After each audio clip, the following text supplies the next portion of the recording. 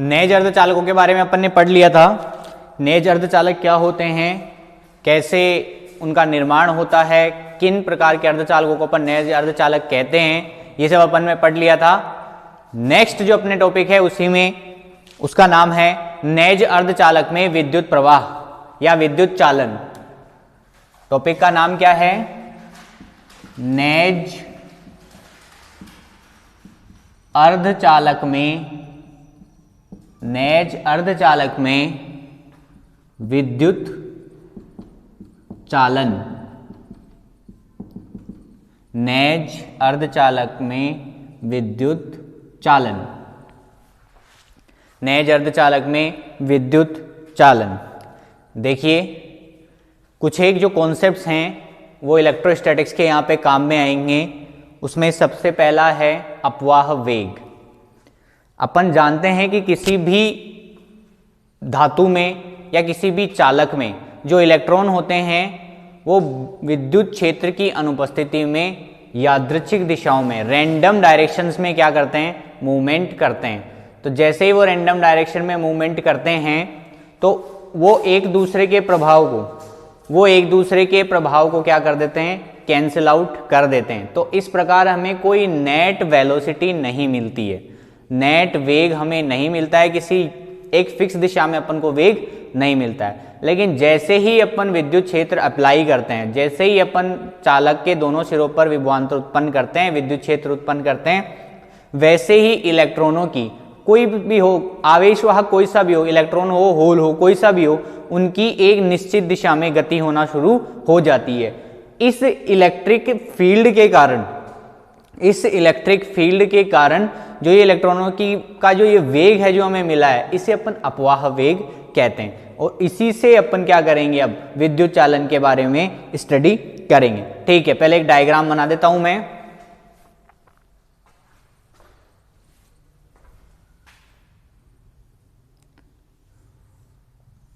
ये कोई बैटरी है,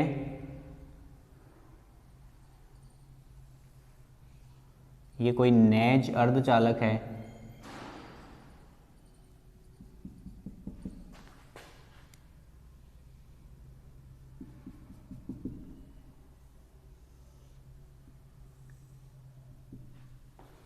ये कोई नेज अर्धचालक है। इसमें ये जो डॉट्स हैं इनको अपन इलेक्ट्रॉन मान रहे हैं, और ये जो सर्किल्स हैं इनको अपन ने क्या माना है? होल माना है। ठीक है, ये प्लस है, ये माइनस है। तो इलेक्ट्रॉन तो प्लस की तरफ जाएंगे, होल माइनस की तरफ जाएंगे। ठीक है, तो ये कोई बैटरी है जिसके पॉजिटिव और नेगेटिव टर्मिनल्स अपन ने मान रखे हैं। अब इलेक्ट्रिक फील्ड की दिशा पॉजिटिव से नेगेटिव की तरफ रहेगी। चलिए सबसे पहले अपवाह वेग की परिभाषा लिखेंगे अपन। ऊष्मीय यादृच्छिक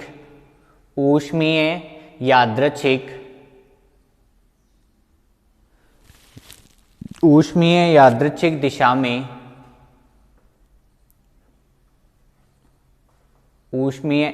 इसको इस प्रकार से लिखेंगे, यादृच्छिक दिशा में ऊष्मीय प्रभाव अथवा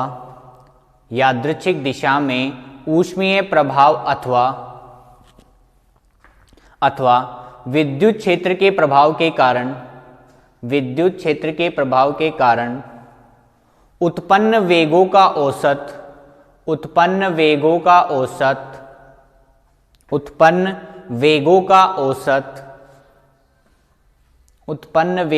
औसत अपवाह वेग कहलाता है। ठीक है, इसके बाद में लिखेंगे, माना किसी नेज अर्धचालक में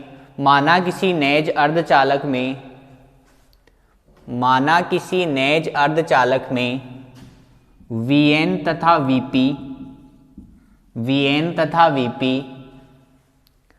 क्रमशः इलेक्ट्रॉन व होलों का अपवाह वेग है। क्रमशः इलेक्ट्रॉन व होलों का अपवाह वेग है। ध्यान रखें, अपवाह वेग हमेशा विद्युत क्षेत्र पे जिस प्रभाव के कारण अपवाह वेग हो रहा है, चाहे उसमें प्रभाव हो जो अपन थर्मोडायनेमिक्स में पढ़ेंगे, या फिर जो विद्युत प्रवाह हो जो अपन इलेक्ट्रॉनिक्स में पढ़ रहे हैं, उसकी सामर्थ्य पर निर्भर करता है। ठीक है, इसके बाद में लिखेंगे हम जानते हैं कि Vn is proportional to E and Vp is proportional to E, which gives us Vn equals to mu n E and Vp equals to mu p E। Vn equals to mu N E and Vp equals to mu p E, जहां E आरोपित विद्युत क्षेत्र है तथा mu n तथा mu P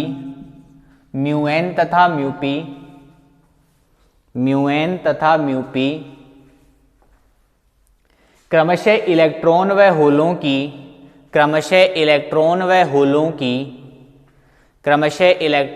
होलों की गतिशीलताएं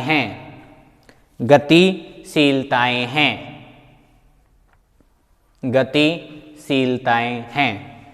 देखिए गतिशीलता होती क्या है, प्रति एकांक विद्युत क्षेत्र के लिए, 1 वोल्ट पर मीटर विद्युत क्षेत्र के लिए जो अपवाह वेग होता है या जो वेग होता है, सामान्य भाषा में कहें तो जो वेग होता है उसको अपन गतिशीलता कहते हैं। ठीक है, इसको म्यू से रिप्रेजेंट करते हैं, इलेक्ट्रॉन के लिए म्यू एन और होल के लिए म्यू पी। ठीक है, ये अपन ने क्या किया, इसको लिख लिया। इसके बाद में लिखेंगे सदिश रूप में Vn vector equals to minus mu N E vector, क्योंकि इलेक्ट्रिक फील्ड के अपोजिट डायरेक्शन में जाएगा इलेक्ट्रॉन। ठीक है, म्यू पी तो उसी डायरेक्शन में जाएगा, इसलिए म्यू पी ई वेक्टर। चलिए, ये समीकरण नंबर 1 हो गया, ये 2 है, इन सबको मिला के अपन समीकरण नंबर 3 दे देते हैं। इसके बाद में लिखेंगे माना विद्युत क्षेत्र की उपस्थिति में इलेक्ट्रॉन के कारण धारा घनत्व Jn वेक्टर है तथा होलों के कारण धारा घनत्व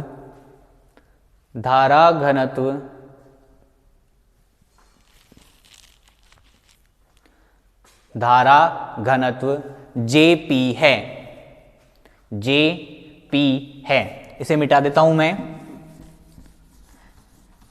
Jp है। अतः कुल धारा घनत्व J equals to Jn plus Jp, कुल धारा घनत्व J equals to Jn plus Jp। ये भी सही है, कुल धारा घनत्व J equals to Jn plus Jp। अब इसके बाद में धारा घनत्व होता क्या है, देखिए धारा घनत्व इक्वल्स टू, फॉर्मूला लिख रहा हूं मैं, आवेशों की संख्या इंटू आवेश इंटू अपवाह वेग। आवेशों की संख्या इंटू आवेश इंटू अपवाह वेग। अब इलेक्ट्रॉनों के लिए अपन धारा घनत्व निकालें Jn, तो उसकी वैल्यू क्या आएगी, इलेक्ट्रॉनों की संख्या अपन ने क्या मान रखी है, स्मॉल n। इलेक्ट्रॉन पे आवेश कितना होता है, -e। अब इलेक्ट्रॉनों का अपवाह वेग अपन ने क्या मान रखा है, Vn। ये इलेक्ट्रॉनों का धारा घनत्व आ गया। ठीक है,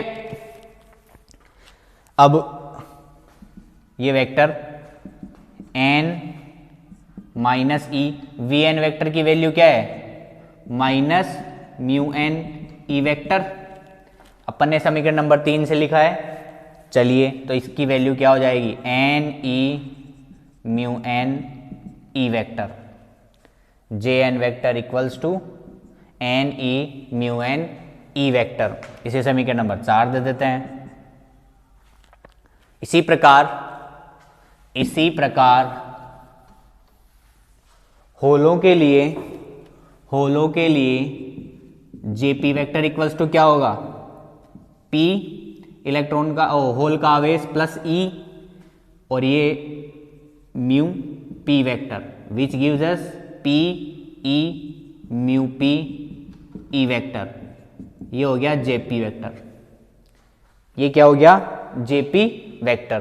तो अपने पास होलों का भी आ गया और अपने पास इलेक्ट्रॉनों का भी आ गया। तो अतः कुल धारा घनत्व कितना होगा J equals to J n plus J p which gives us n E mu N E vector plus p E mu N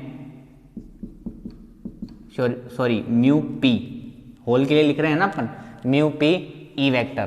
तो क्या क्या कॉमन आया ई कॉमन आ गया, n mu N plus P mu P, ये हो गया जे। चलिए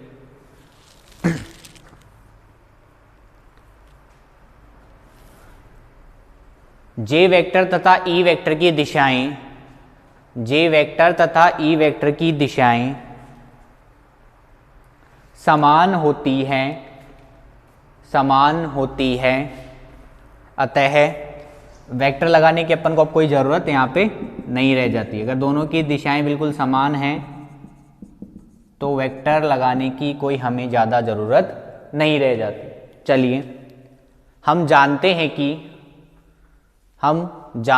कि विद्युत चालकता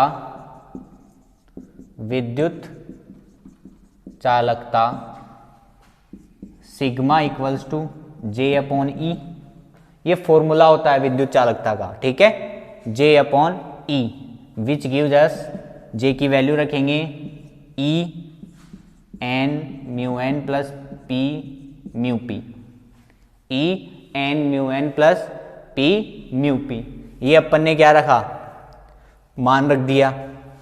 चलिए विद्युत प्रतिरोधकता क्या होती है चालकता की विपरीत, rho equals to 1 upon sigma which gives us 1 upon E N mu N plus P mu P, N mu N plus P mu P, ये क्या हो गई विद्युत प्रतिरोधकता का मान आ गया। उसके बाद में हम जानते हैं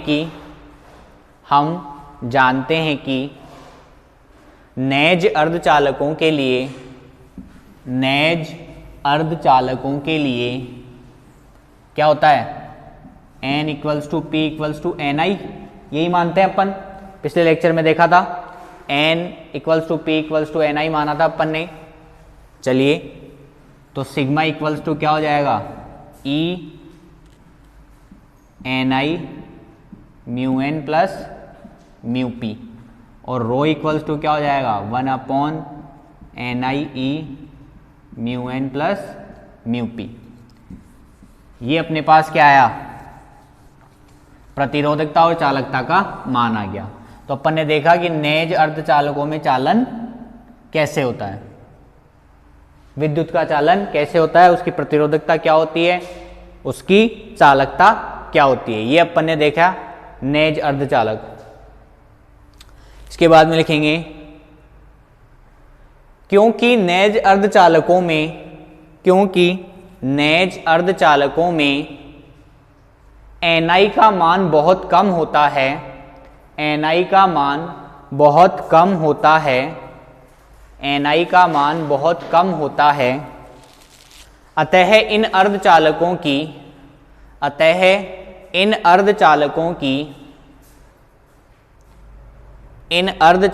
की चालकता सीमित होती है, चालकता सीमित होती है, चालकता सीमित होती है। चलिए, ये नेज अर्धचालक हो गए अपने। अब दूसरे प्रकार के अर्धचालक, नेज अर्धचालक में अपन ने क्या क्या पढ़ा कि नेज अर्धचालक होते कौन से हैं, इनकी क्या खासियत होती है या क्या विशेषताएं होती हैं, उनमें विद्युत का चालन कैसे होता है। विद्युत का चालन अपन ने अपवाह वेग के आधार पर पढ़ा। अपवाह वेग अपन किसे कहते हैं, विद्युत क्षेत्र अथवा ऊष्मीय प्रभाव के कारण एक निश्चित दिशा में जो गति होती है इलेक्ट्रॉनों की या आवेश वाहकों की, उसे अपन क्या कहते हैं, अपवाह वेग कहते हैं। चलिए नेक्स्ट टॉपिक पे चलते हैं अपन।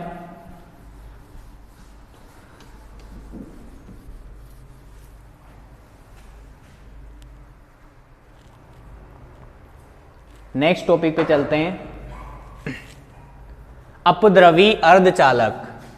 इसी के बारे में पढ़ेंगे अपन अब पूरे चैप्टर में, अपद्रवी अर्धचालक, अपद्रवी अर्धचालक। चलिए,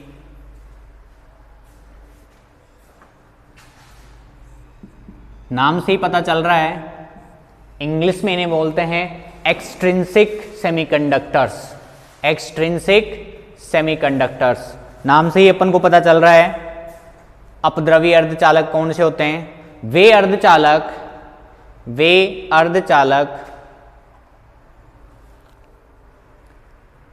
जिनमें अत्यल्प मात्रा में उपयुक्त अशुद्धि मिला दी जाती है, उपयुक्त अशुद्धि मिला दी जाती है, जिसके कारण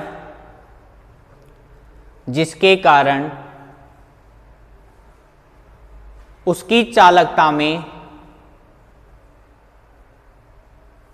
चालकता में कई गुना वृद्धि हो जाती है, कई गुना वृद्धि हो जाती है, कई गुना वृद्धि हो जाती है, उसे अपद्रवी चालक कहते हैं, उसे अपद्रवी चालक कहते हैं, अपद्रवी चालक कहते हैं। सामान्यतया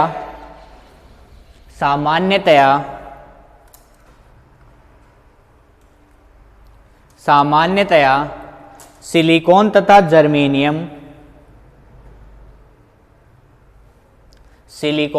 जर्मेनियम जैसे चतुसंयोजी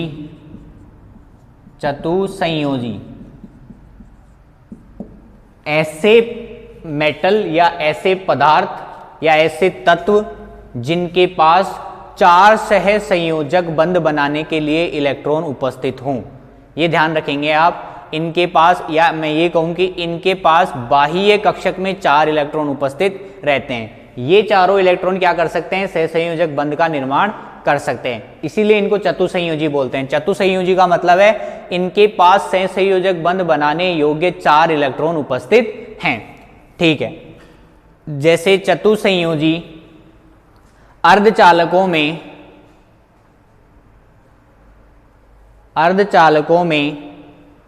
पंचम समूह के तत्वों की अथवा तृतीय समूह के तत्वों की अशुद्धि मिलाकर अपद्रवी अर्धचालकों का निर्माण किया जाता है, अपद्रवी अर्धचालकों का निर्माण किया जाता है, निर्माण किया जाता है। अशुद्धि मिलाने के कारण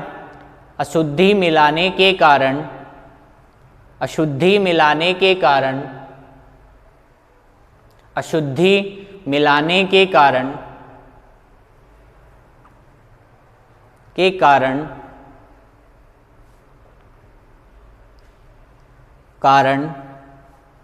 मुक्त इलेक्ट्रॉनों की संख्या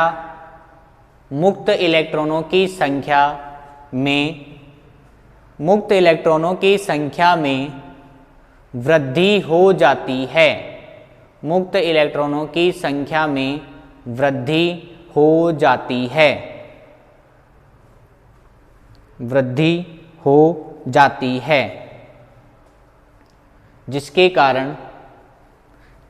कारण अर्धचालक की चालकता बढ़ जाती है। अर्धचालक की चालकता बढ़ जाती है। अपद्रवी अर्धचालक दो प्रकार के होते हैं। ये मैंने आपको कल भी बताया था। अपद्रवी अर्धचालक कौन से होते हैं? कितने प्रकार के होते हैं? दो प्रकार के होते हैं। पहला है एन टाइप सेमीकंडक्टर्स और दूसरा है P type semiconductors. N type semiconductors या एन टाइप अर्धचालक, पी टाइप अर्धचालक, ये निर्धारित होता है कि सिलिकॉन या जर्मेनियम में जो चतुसंयोजी तत्व हैं उनमें कौन सी अशुद्धि मिलाई जा रही है। अगर पंचम समूह की अशुद्धि मिलाई जा रही है, फॉर एग्जाम्पल अगर मैं पंचम समूह की अशुद्धि मिला रहा हूं तो पंचम समूह वाले तत्व के पास क्या होंगे? 5 सहसंयोजी इलेक्ट्रॉन होंगे, जिनमें से 4 तो जर्मेनियम या सिलिकॉन के इलेक्ट्रॉनों के साथ क्या कर लेंगे? सहसंयोजकता बंध बना लेंगे। लेकिन अशुद्धि का ध्यान रखें, लेकिन अशुद्धि का एक इलेक्ट्रॉन क्या रह जाएगा? मुक्त रह जाएगा। ऐसे ही जो ये मुक्त इलेक्ट्रॉन है वो विद्युत के संचरण में या विद्युत के चालन में क्या करेंगे? योगदान करेंगे। तो इस प्रकार के अर्धचालक को अपन एन टाइप कहते हैं। एन का मतलब नेगेटिव, नेगेटिव से मतलब यहाँ पे अपना इलेक्ट्रॉन। तो इस प्रकार के अर्धचालक में जो आवेशवाहक होता है ना, बहुसंख्यक आवेशवाहक कहते हैं अपन इनको। बहुसंख्यक आवेशवाहक इलेक्ट्रॉन होता है। एन टाइप के अर्धचालकों की यहाँ पे बात हो रही है, ठीक है। इसी प्रकार पी टाइप का अर्धचालक है। पी टाइप मतलब पॉजिटिव, पॉजिटिव का मतलब है होल, होल का मतलब है इलेक्ट्रॉन की कमी। अब अगर अपन चतुसंयोजी तत्व में त्रिसंयोजी अशुद्धि मिलाते हैं तो 3 तो उसके इलेक्ट्रॉन क्या कर लेंगे? 3 तो उसके इलेक्ट्रॉन सहसंयोजक बंध बना लेंगे, लेकिन एक इलेक्ट्रॉन क्या रह जाएगा? मुक्त रह जाएगा। वो इलेक्ट्रॉन क्या करेगा? बीच क्रिस्टल में चल जाएगा और उस इलेक्ट्रॉन के क्रिस्टल में जाने के कारण उस जगह पे क्या बन जाएगा? एक होल बन जाएगा। उस होल को भरने के लिए कोई दूसरा इलेक्ट्रॉन आएगा तो उसकी जगह होल बन जाएगा। ऐसे होल क्या करते हैं? एक जगह से दूसरी जगह क्या होते रहते हैं? ट्रांसफर होते रहते हैं। तो इस प्रकार के अर्धचालकों को अपन क्या कहते हैं? P type semiconductors. पी का मतलब है पॉजिटिव, पॉजिटिव का मतलब है होल। इसमें बहुसंख्यक आवेश जो होते हैं वो होल होते हैं। चलिए लिखेंगे। पहला इसमें जल्दी से लिख लेते हैं अपन एन टाइप के, एन टाइप अर्धचालक, एन टाइप अर्धचालक, एन टाइप अर्धचालक। जब चतुसंयोजी सिलिकॉन अथवा जर्मेनियम में, जब चतुसंयोजी सिलिकॉन Si, जर्मेनियम Ge, जब चतुसंयोजी सिलिकॉन अथवा जर्मेनियम में पंचम समूह के तत्व, पंचम समूह के तत्व जैसे आर्सेनिक, जैसे arsenic As, antimony Sb, arsenic, antimony इत्यादि तत्वों की अशुद्धि मिलाई जाती है, अशुद्धि मिलाई जाती है, अशुद्धि मिलाई जाती है, तो प्राप्त होने वाले अर्धचालक को, प्राप्त होने वाले अर्धचालक को एन टाइप अर्धचालक कहते हैं, एन टाइप अर्धचालक कहते हैं।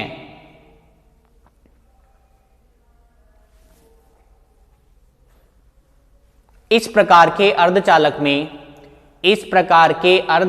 में सिलिकॉन क्रिस्टल में उपस्थित सिलिकॉन क्रिस्टल में उपस्थित सिलिकॉन के परमाणुओं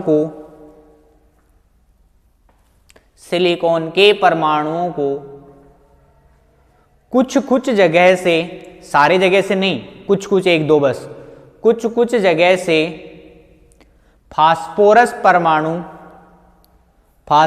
परमाणु अपन सिलिकॉन और फास्फोरस, इससे बनने वाले सिलिकॉन और फास्फोरस, इससे बनने वाले सिलिकॉन और फास्फोरस पी, इससे बनने वाले क्रिस्टल की बात कर रहे हैं। सिलिकॉन क्रिस्टल में किसी किसी जगह पर या कुछ कुछ जगह पर सिलिकॉन परमाणु को फास्फोरस परमाणु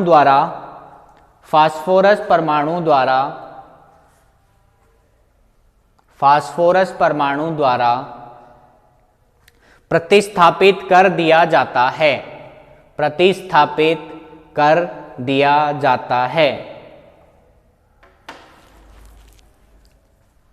इस फास्फोरस परमाणु के चारों ओर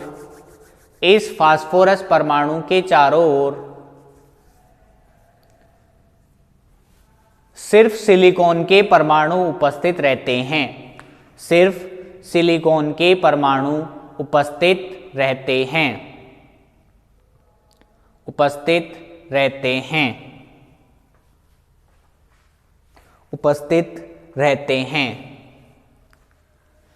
फास्फोरस के 4 इलेक्ट्रॉन सिलिकॉन के 4 इलेक्ट्रॉनों के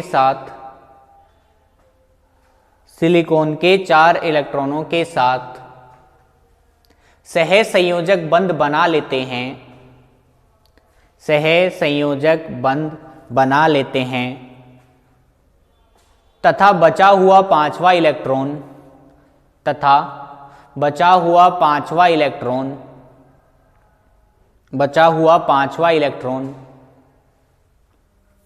फास्फोरस से दुर्बल बंध द्वारा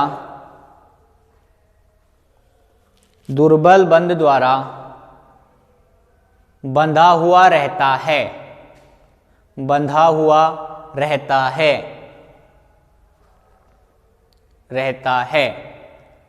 अत्यल्प ऊर्जा प्राप्त करके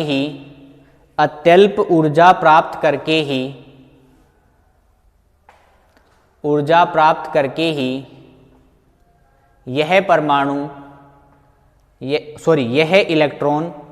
यह इलेक्ट्रॉन चालन बैंड में पहुंच जाता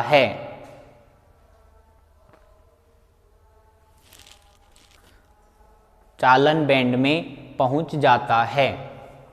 इस प्रकार के अर्धचालक में अशुद्धि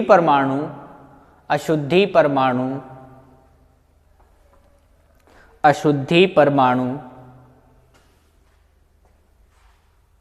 क्रिस्टल को एक इलेक्ट्रॉन का दान करता है। अतः इस प्रकार की अशुद्धि को दाता अशुद्धि कहते हैं। Donor impurity.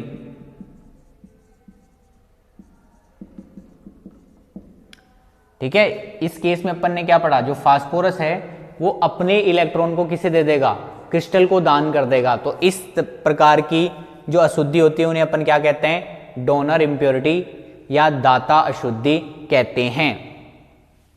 इस प्रकार के अर्धचालकों में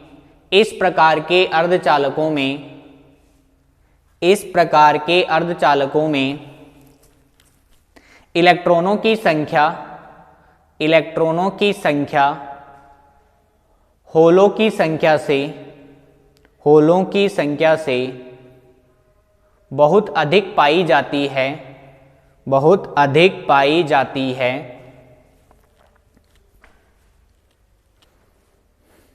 अतः इसमें बहुसंख्यक आवेश, अतः इसमें बहुसंख्यक आवेश इलेक्ट्रॉन होते हैं, इलेक्ट्रॉन होते हैं तथा होलों को अल्पसंख्यक आवेश कहते हैं, तथा होलों को अल्पसंख्यक आवेश कहते हैं, तथा होलों को क्या कहते हैं अपन? अल्पसंख्यक आवेश कहते हैं। ये हो गया एन टाइप का अर्धचालक पूरा। नेक्स्ट लिखेंगे अपन पी टाइप अर्धचालक। सेकंड है पी टाइप अर्धचालक। इसके जस्ट अपोजिट होगा, जो अपन ने किया है अभी उसके जस्ट अपोजिट ही होगा, तो जल्दी जल्दी लिखेंगे इसको। जब चतुसंयोजी जर्मेनियम अथवा सिलिकॉन में त्रिसंयोजी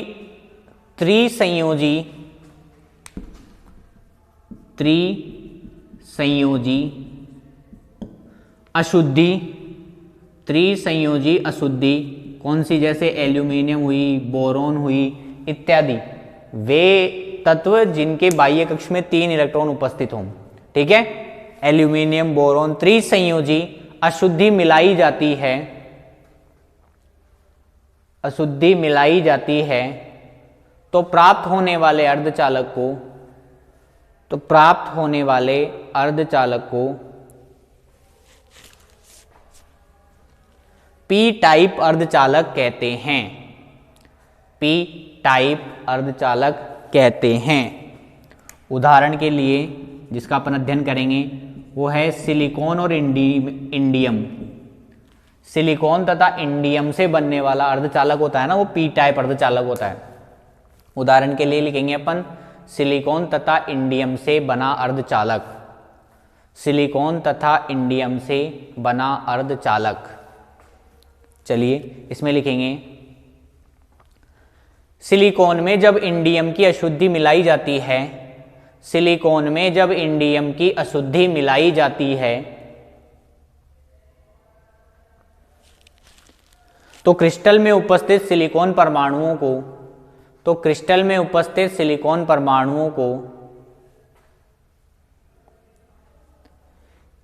कहीं कहीं से इंडियम परमाणु प्रतिस्थापित कर देते हैं।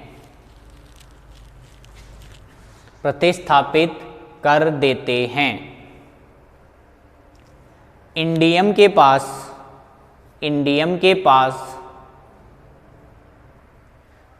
3 सहसंयोजक इलेक्ट्रॉन उपस्थित होते हैं, 3 सहसंयोजक इलेक्ट्रॉन उपस्थित होते हैं।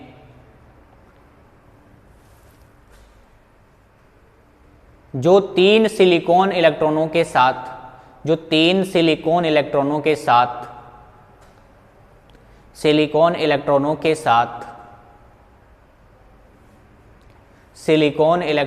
साथ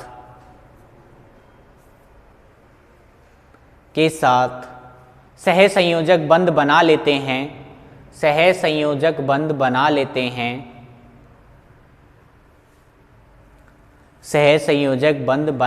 हैं, परंतु अशुद्धि की तरफ से एक इलेक्ट्रॉन का स्थान रिक्त रह जाता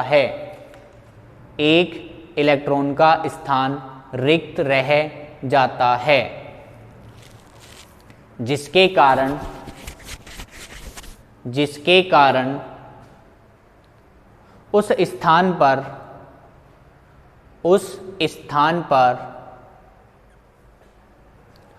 स्थान पर एक होल का निर्माण हो जाता है।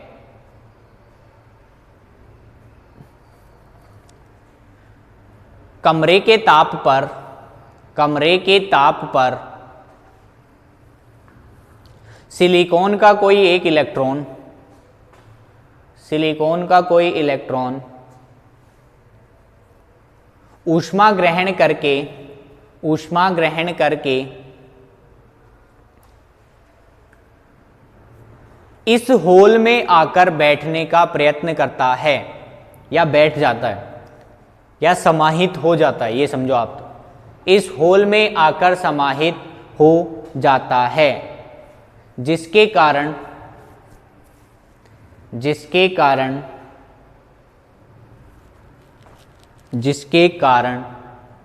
उस जगह पर होल का निर्माण हो जाता है। जहां से इलेक्ट्रॉन आया है उस जगह पर होल का निर्माण हो जाता है।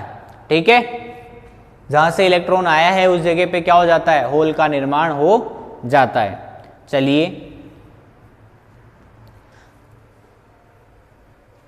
इस प्रकार के अर्धचालक में अशुद्धि परमाणु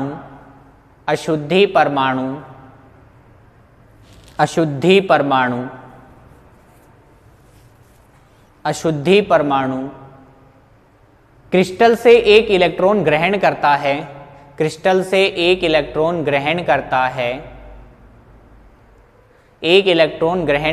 है, अतः इसे ग्राही अशुद्धि कहते हैं। अतः इसे क्या कहते हैं अपन, ग्राही अशुद्धि कहते हैं। इस प्रकार के अर्धचालकों में होलों की संख्या इलेक्ट्रॉनों की तुलना में अधिक होती है, जिसके कारण बहुसंख्यक आवेशवाहक होल होते हैं,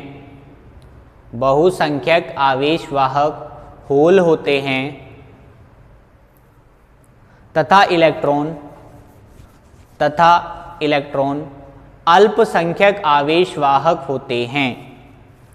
इलेक्ट्रॉन अल्पसंख्यक आवेशवाहक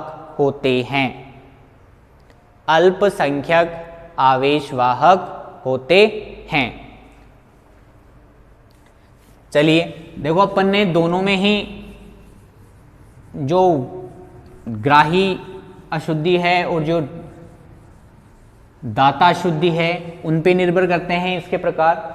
तो एन टाइप में तो क्या होता है, जब अपन फोर्थ ग्रुप में